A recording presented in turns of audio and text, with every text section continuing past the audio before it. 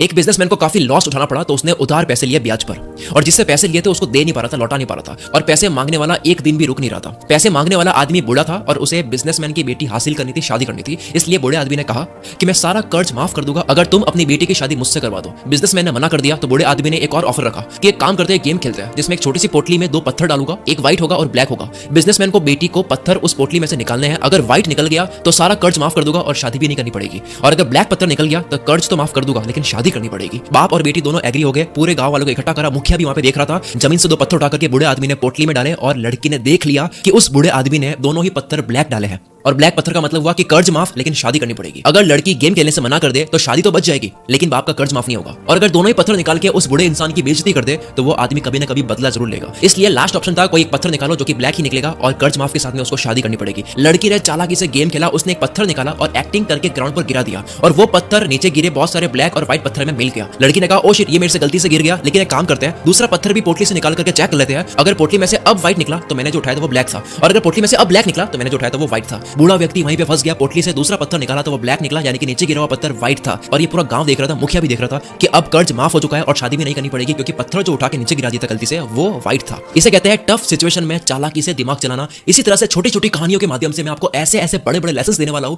जो आपके जिंदगी भर काम आने वाले हैं।